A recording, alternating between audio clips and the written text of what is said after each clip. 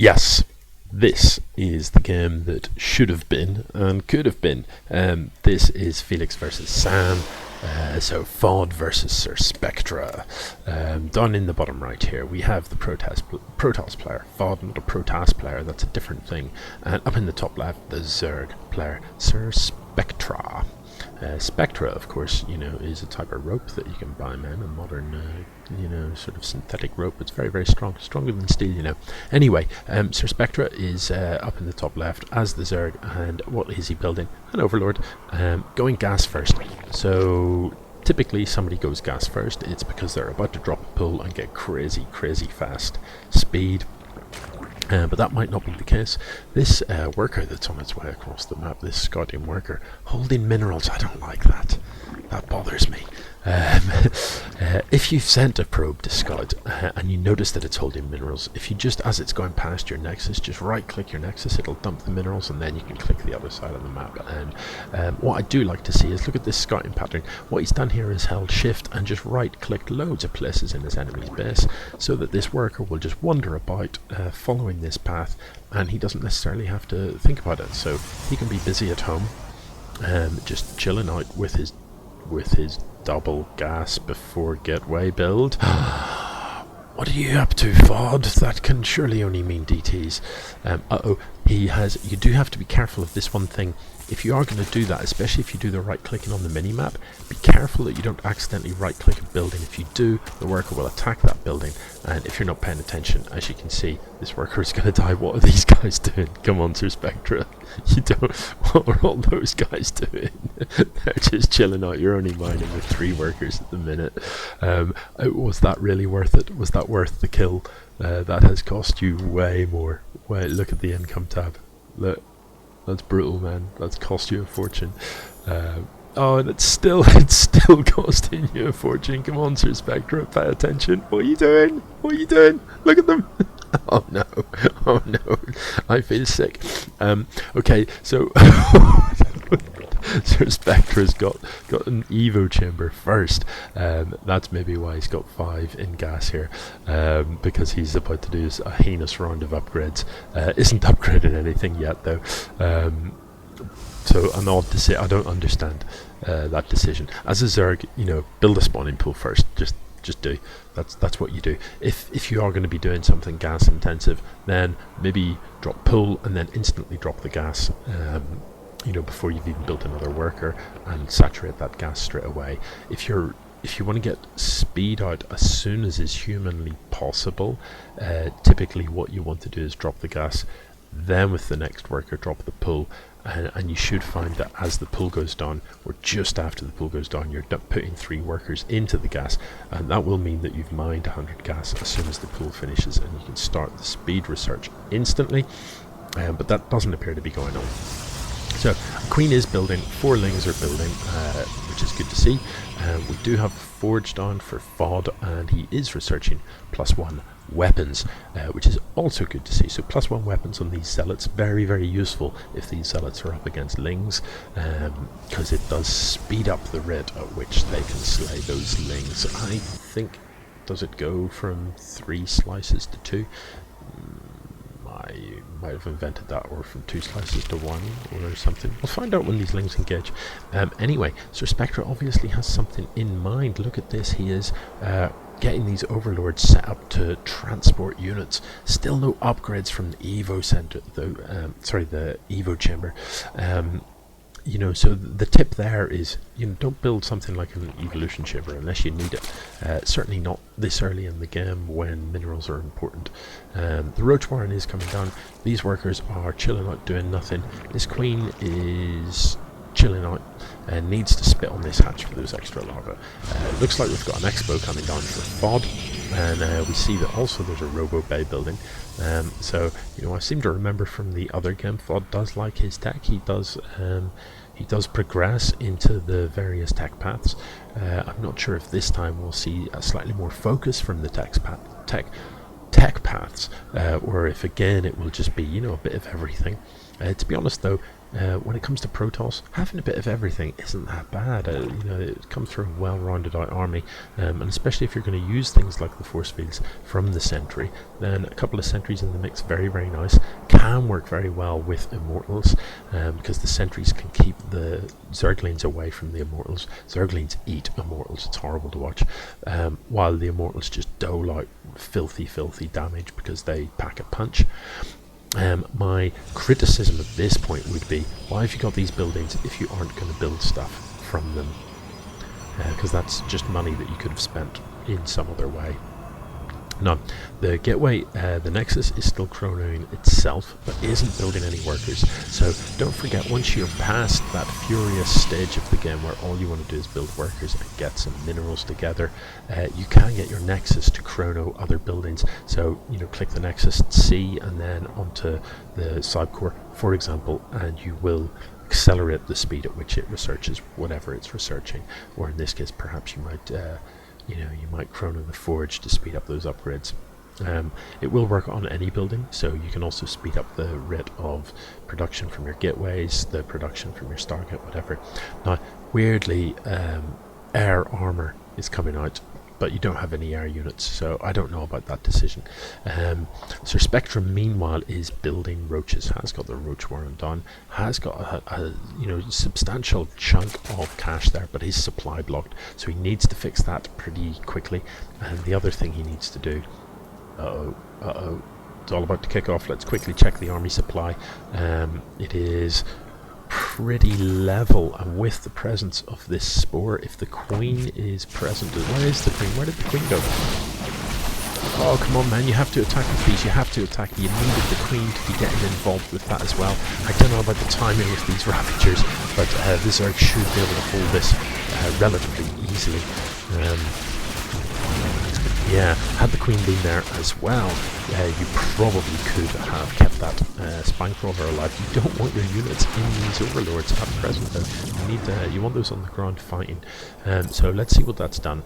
It wasn't all of the Protoss stuff, I don't think, unless some of that supply is in production. It is. So yeah, most of the Protoss stuff gone. However, in production we have the Disruptor and the Colossus. I do like a Colossus, and a Void Ray coming out. The combination of Sentry and Colossus, goes way back to the very start of this fantastic game, and is incredibly powerful. It doesn't require a great deal of micro, but you basically use the force fields from the sentries to keep your opponent at a safe range and to funnel his units together. Basically, it's like landscape engineering. You're forcing his army into a position where his units are clumped up so that your Colossus can just rain down splash damage on them, and it's a very powerful combo. Over here, these Ravagers are a great addition to any Zerg force. They sort of lob stuff called corrosive bile high into the air. Now you can see, and your opponent can see, where it's going to land, and if they have any sense, they will move out of the way before it lands. If they don't, it does splash and it does an awful lot of hurt. As you can see in the bottom right there, 60 damage to all units in the area upon impact. That is pretty horrendous. It will also do that damage to buildings, so if you're attacking a Protoss and there's a mothership core maybe overcharging a pylon, a couple of corrosive biles, I guess quite a few, but 4 corrosive biles will insta-pop a pylon. So if you've got 4 of those Ravagers, you can deal with pylons very, very quickly indeed. You can deal with just about anything, and obviously pylons can't run. Oh look, there he goes. Little demo. The nice things, I guess, about the corrosive bile, it does affect air. The other useful thing is that, if this was planted, you would see that observer and you would also shoot it. But as it is, you don't know it's there, do you? These aren't doing you any good unless they are burrowed into the ground. I'm still curious about what happened to the queen. I didn't see it go down. I didn't see it involved in the fight. Anyway, yeah, so corrosive bile, more often than not, rather than being used directly to deal damage to units, it's quite often used, in fact, to just section out your opponent's army, because they have no choice really but to dodge it. So you can use it to kind of control positioning in a battle. looking up here, we can see that our Protoss player is pretty busy and our Zerg player not so much. Typically Zerg APM tends to be a little higher than the other two races because of the way the game counts APM. So there are basically more actions involved in building units for a Zerg than there are for others, because you tend to select your hatchery, then select the larva, then tell them to build, which counts as essentially 3 commands as opposed to 2 commands for simply selecting a building and telling it to build. So Zerg, for that reason, amongst others, tend to have a slightly higher APM. The other thing is the queen injects, the constant queen injects tend to also bump the APM a little bit. So I'm interested by this Nidus network coming down. If you're unfamiliar with the Nidus, oh, look at this, he's even got observer speed. He knows all that is happening, SirSpectra. And if only you would plant these, you'd be able to take that out, man. You'd be able to kill it. In fact, you can kill it using the corrosive bile. It is worth noting, if I can just flick to SirSpectra's point of view, you see this little ripple on the screen? It is worth noting that you can spot cloaked units. They're not entirely invisible. You can't target them because your units can't see them, but that doesn't mean that you can't fire corrosive bile to the point where this thing is. And anything that does splash will kill that. Similarly, you can use a fungal from an infestor. A while ago I messaged Joe to see if he wanted a little Archon game or something, and he's just replying to me, but I am mid-cast, so I won't stop. This is going to be a bit of a battering if these two armies meet. Look at the supply advantage for the Protoss. This is a very nicely balanced army.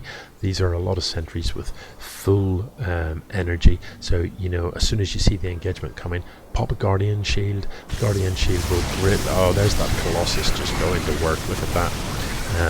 That's heinous. Absolutely heinous. Oh, that was unpleasant to watch, wasn't it? Don't think anybody... I don't think anybody wanted to see that happen, did they? I should probably reply to Joe. Let me just do that. Where is he? Where's Physics Corner? Oh, there he is.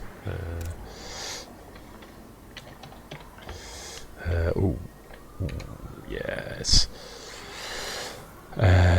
Okay, so I think this game is essentially over. The Protoss army is pretty unstoppable here. The Death Ball is real, and Zerg has very, very few things left to defend. So a couple of things that could have gone differently for our Zerg player. Really, as a Zerg, you should always be looking to be on more bases than your opponent. So don't be shy about expanding the Zerg. It's worth remembering that hatcheries, the Zerg sort of Town Hall, or whatever you want to call it, costs less than a Terran Command Center or a Protoss Nexus. It costs 300 compared to 400, so that makes them slightly more disposable. The other thing that's worth noting is that hatcheries are the buildings that you need, unlike Protoss and Terran, where your units come out of gateways or barracks or whatever. All of your units come from hatcheries, so you have to have more hatcheries if you want to spend money. And only having one hatchery, we've only got to look at the mineral count of SirSpectra at the end of the game here. 4,000 minerals stored up in the bank. You need extra hatcheries to be able to spend your money. So, think of building hatcheries much like building barracks for the or gateways for the other races. You are throwing those down in order to get units out as well as to mine stuff. So, really crucial as a Zerg to, as soon as you've got your spawn and pull up, to get an expansion done, keep producing drones. The key to survival as Zerg is to outproduce your opponent, to flood units. Protoss units are tougher than Zerg units. That's a simple fact. They are hard as nails. The melee units, Zealots compared to Zerglings. Zealots slay Zerglings that are red and knots. Roaches are pretty hardy, but Stalkers and Immortals and things like that will absolutely shell them. So you need to win by numbers. You need to have more of it, basically. You need to outproduce your opponent, and you need to flood units into their base, and you'll lose those units, and you won't care, because you'll have so much production that you'll be able to send another wave and another wave and another wave, and you will grind your opponent down in that way. And that's a pretty standard Zerg style. Okay, GG. Just before I go, I will mention that Felix is looking pretty handy, isn't he? Here we are at the 13-minute mark. He's up on 3 bases, mining. Let's see what the upgrades tab is like. Look at that. He's got all of the upgrades. Now, I don't know about that. You know, these air upgrades for was it 1 Void Ray or something? Oh no, I tell a lie. Look, 3 Void Rays. Okay, still low. I can't help but feel that money might have been better spent on just more units, but you know, not to worry. If you are going to build Colossus, this is an absolutely crucial upgrade. But our Zerg player, the only upgrade he had was in fact Overlord speed. So you know, he must have been planning something with those Overlords, able to transport units, but we never saw it come to fruition, which is a real shame, because I'd like to have seen that some sort of doom drop from Overlords into the back of his opponent's base here. But yeah, Felix looking pretty handy, looking pretty good. Okay, GG.